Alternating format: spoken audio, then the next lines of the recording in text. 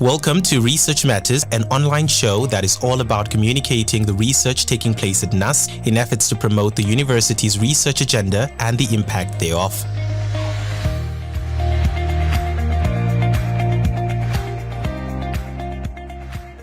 Welcome to another episode of Research and Innovation Matters with me, Nigel Mukwaira. Now, in today's episode, we will discuss cervical cancer prevention in Namibia, why evidence exists but systems lag. On today's episode, we're joined by Dr. Elizabeth Ndakukamo from NUST Faculty of Health, Natural Resources and Applied Sciences, within the Department of Preventative Health Sciences. Cervical cancer is one of the most preventable diseases, yet it remains one of the leading causes of death among women in Namibia. In this episode, we move beyond awareness to examine the deeper question: why does prevention fail, even when we know what works? Elizabeth, welcome to the show. Thank you, Nigel. Now, I hear your academic journey is an interesting one, and as if I'm not mistaken, the ink is still drying on the PhD. Congratulations on your PhD. Thank you so much. Now, tell us about your academic journey. Like, how did you do it, and how long did it take you? My academic journey, my PhD journey in particular, I started in 2023 here at NUST, where I registered for a PhD in health sciences. And my research focused on developing a community-based model for cervical cancer prevention, particularly focusing only in two regions, Ohangwena and Kabango West. Okay. Now, so if my maths is right, you said 2023? Correct. And we're in 2026. So you did your PhD in 3 years, roughly. Okay, so it is attainable in 3 years. It's possible. Okay. And a little bird has whispered to me that in this time you got married and you also had a child. Interestingly, 2023, when I started this journey, towards the end, I got married. And so I had to plan a whole wedding. I'm a Bambu. And if you have ever attended a Bambu wedding, wow, it requires a lot. So I had to plan a wedding in my first year of studies. And in my second year, as a newlywed, I was pregnant. And in my third year, I had a newborn. All through this journey. Wow.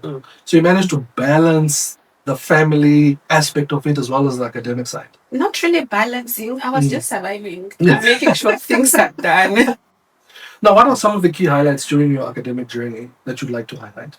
Like the support you received, and what made you pull through in that specified amount of time, considering there's so many things that were happening. Nigel, most people say PhD journey is one of the most loneliest journey. Okay. But for me, I would really like to appreciate my community. My husband was very, very supportive. My siblings, my friends. There were days I felt like, I cannot do this. But I think they kept me going in a way.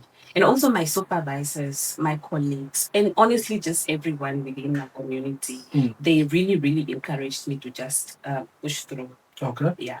All right. Now, talking about coming back to the topic at hand, cervical cancer prevention in Namibia. Why did you choose such a topic? What spoke to you to research this? Oh, that's an interesting question. I think one of the biggest push that led me to conduct this research is the fact that cervical cancer is one of the cancers, at least very few cancers, that can be prevented. Okay. Right? Because there are preventive measures, the likes of HPV vaccination, screening, and if the cancer is detected early, it can be treated. Right? So I was still wondering why women are dying of cervical cancer when it can be prevented. So I was like, let me develop something that can, help tackle this problem or address that gap. All right. Yeah. And you decided to focus on the Namibian context. Why that? Because according to the literature and records that I've seen, majority, and especially from Ohangwena and Kabango West, majority of the cases are coming from those two regions. So I wanted to understand what's really happening in the community that is leading to high prevalence of cervical cancer in those two regions. Okay. Yeah, hence the choice of the setting. All right. Now, can you walk us through the approach of the study and how you went about it? Um, I for this study, I utilized what is called in research a mixed method approach. Firstly, my study was conducted in a sequential design where I had 4 phases. Okay. The first phase, I used surveys. Basically, I went into the communities, visited the communities, and then I engaged both male and female. Right. And did what is called a case study. So basically, I looked at the knowledge, the attitude, and the practice because firstly, I wanted to establish a baseline Right. of what people know, how they behave, and what they do to prevent cervical cancer. And that was like a quantitative approach. Okay. But numbers alone cannot tell you why The full things story. happen, the full story. They can only tell you the magnitude of the story. Yeah. So based on those findings, I went ahead to engage women, community leaders, and healthcare workers to understand the reasons why there was lack of awareness, the attitude was the way it was, and there was low uptake of cervical cancer prevention services, even though they exist. Yeah. Okay, so I engaged the women to understand their healthcare seeking behavior, the social cultural factors that prevent them from seeking care, and also to understand the systemic barriers that prevent women from taking up the care. Okay. So after all the science was done, quantitative and qualitative,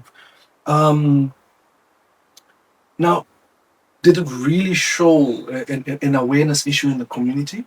And what were some of the findings that you found? Okay, so awareness is one thing. It's very important. And I think that's the assumption. Most people assume that, the women are not taking up preventive care because they are not aware, right? But shockingly, when I went in the field, I've realized that awareness was not the only thing. There were other issues such as behavioral issues, cultural issues, community barriers, as well as the health system challenges that women face, and even the healthcare provider face in delivering the services that is needed in preventing cervical cancer. All right. Yeah. Can you give us like maybe an example? For example, the service exists. VIA exists. Yes. But then you'll find that a woman stays maybe over 100 kilometers to the nearest health facility, not the clinic. I mean, clinics are everywhere, but health facility, for instance, maybe a district hospital where these particular services are being offered, right? So that would prevent a woman from visiting the hospital. Or sometimes they get a chance to visit the health facility, they get there, and the nurse or the healthcare provider who is supposed to do that procedure is not around because this procedure is only delivered by specially trained healthcare workers, right? So if the women get to the facility and this person who is supposed to do the procedure is not there, they are most likely to return home without being assisted. Yes. And also issues of transport. For example, most of the women live deep in the inlands and they've highlighted issues such as, no, we only have 2 cars in the village that goes to, to town where the bigger facilities are once in a while. So those are all challenges. Yeah. And a lot of other challenges. Many of them also explain that they need spousal consent. Cervical cancer relates to issues of reproductive health, and in our setting, that's sort of like a taboo in terms of discussion. So the challenges were many. And that actually takes me to my next point on cultural norms. Would you like to touch a bit more on that? Culture really played a role based on the finding that emerged. Because you would find and I think some of this finding was shocking to me because I mean, why should a woman acquire permission from their spouses to seek for care? And it's their own body. I mean, it's their own body, But most of the women have explained that not most. Have explained that sometimes I need consent from my husband. And also others, when they are not happy with the service that they get from the facilities, they've resorted to, pastors. Because they felt like the pastors handles their problems way better than the health system. And others also visit traditional doctors. Yeah. Now, your research engaged going speaking still to the community, engage directly with the community. What did you learn from participants from the data alone? Uh, the data alone would not otherwise have revealed. So for example, if you just look at traditional data, I mean, some things you can only experience it by being there in the field. It's in the, qualitatively. Yeah, data alone, like I said earlier, it can only tell you how big a problem is. To understand the magnitude of the problem. But if you want to understand deeper the issue, the reasons why your data is how it is, then you need to engage this community.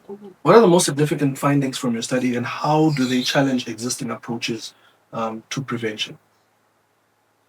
The most significant finding is that awareness alone is not the reason. Is not the only reason why women are not utilizing the prevention services. Okay. There are other issues such as especially the health system issues. For instance, when I did the in-depth interviews in terms of now the health system challenges, there were a shortage of staff. There were few doctors. At one setting there was only at one facility there was only one nurse who was basically conducting the screening, the cervical cancer screening. So you can imagine that on some days when this particular nurse is not there, then that means this particular service comes to a standstill, and the implications will affect the women that are visiting on that particular day. So, and also issues of finance, okay? Yeah. Right? The budget is not decentralized. They utilize the budget is only at the region, and within the region there are different districts. Okay. So they have explained that no, the money is not there. We don't have petty cash. Even if you are doing a procedure and there are no, for example, there are no curtains, then there's no privacy. There's no privacy, and sometimes they even resort to just contributing amongst themselves to buy those little things. So those were some of the significant findings that emerged from my study. To what extent is cervical cancer prevention shaped by inequality in Namibia? I mean, you've mentioned various aspects of not being able to travel, and I think this then creates a form of inequality one way or the other. Nigel, I think from the beginning I explained or mentioned that a cervical cancer, of course, it's a health issue, but it's also an issue of inequality. For instance, a woman who lives in Windhoek, right? Me and other women who reside here, are probably able to have access to health facility more easily than women who live in the most remote areas, right? So, and also, educated women have access to information. Okay. The information is at their disposal compared to women who live in rural area. So, cervical cancer is an issue of inequality because women should get services regardless of their socioeconomic status. Yeah. Now, I know we've spoken about the issues. This is happening. This is not happening. But I want to flip the tone a little bit and say, okay, your research proposes a response to these gaps. Yeah. Can you walk us through the model or the responses or the solutions that we can have to deal with some of these issues? So I developed a community-based model for cervical cancer prevention. A model is not like a tangible structure, right? It's just like an illustration of how different elements or concepts needs to interact in order to solve a problem.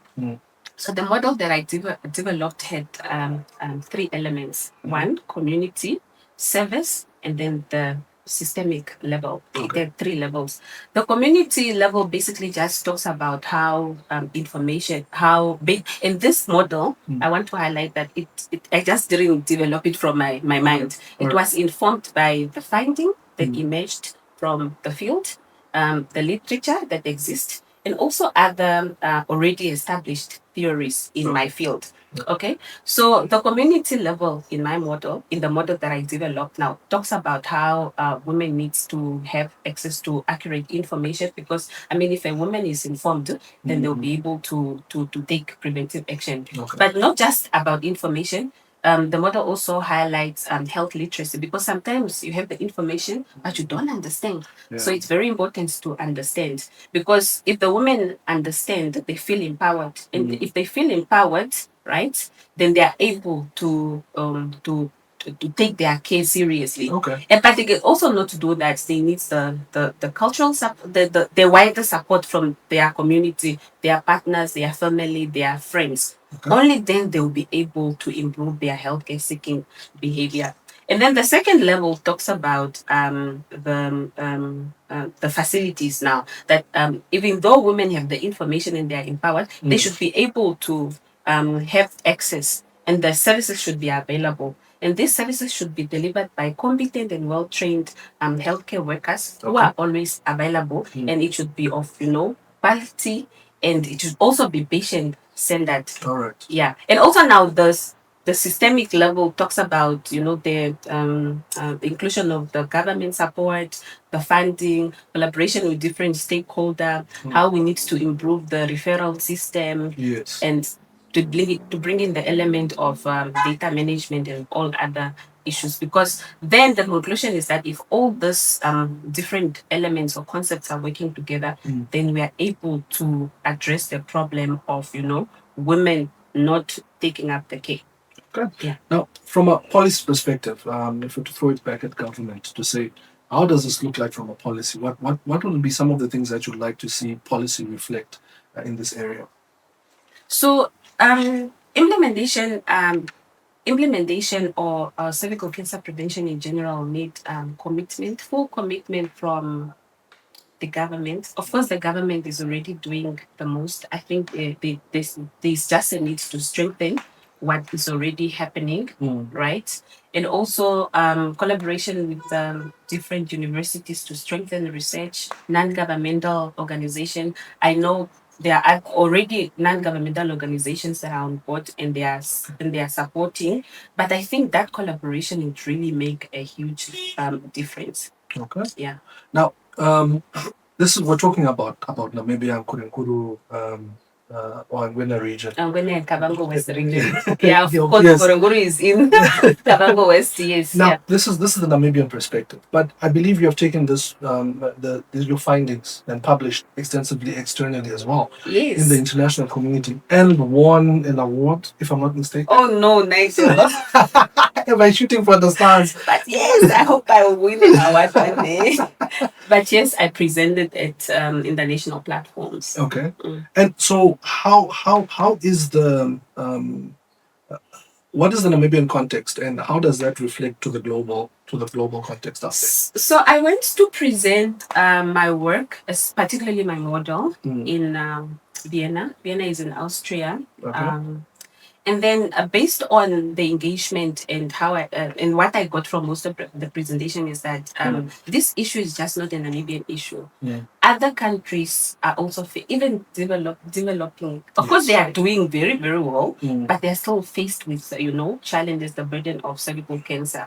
So it's just not a Namibian issue. Other countries in the world are faced with similar challenges. Okay. But my research particularly focuses on Namibia. Okay. Yeah, so this data that I'm talking about here is derived from regions within Namibia, but other countries also face similar challenges. Yeah. So, and I think that's key to mention that other countries end up learning from the Namibian context. It's our research is Namibian research about Namibian community, but it's relevant globally because, as you have said, other countries can learn from some of the issues and the aspects that we face, and as well as the solutions that we're bringing to the fore. Yeah.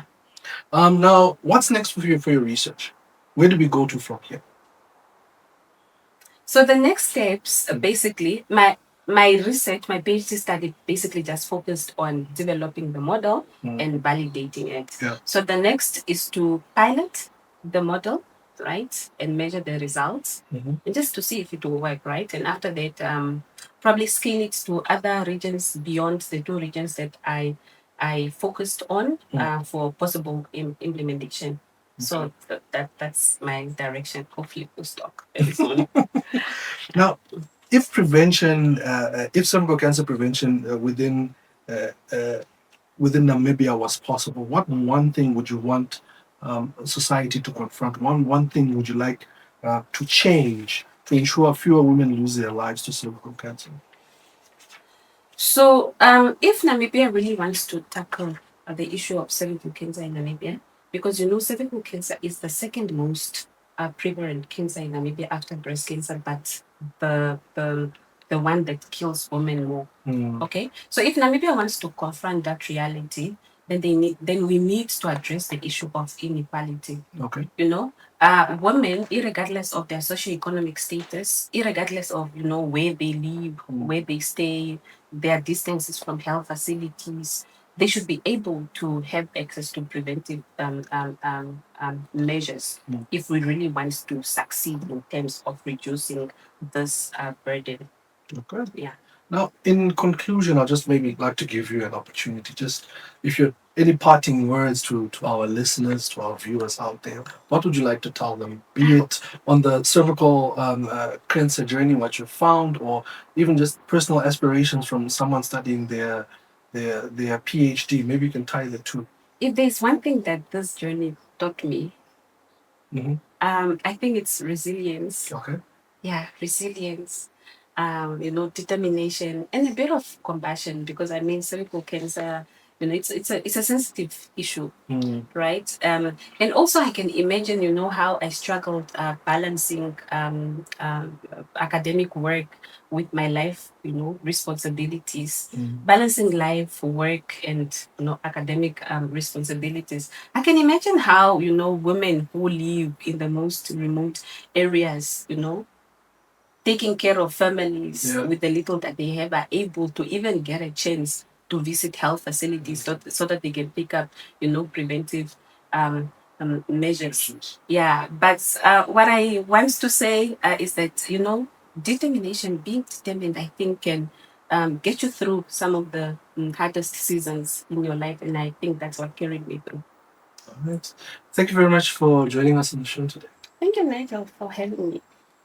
All right, now that was Dr. Elizabeth Ndakukamo, who was telling us about how we can systematically bridge the gap between system lagging and prevention of cervical cancer within Namibia.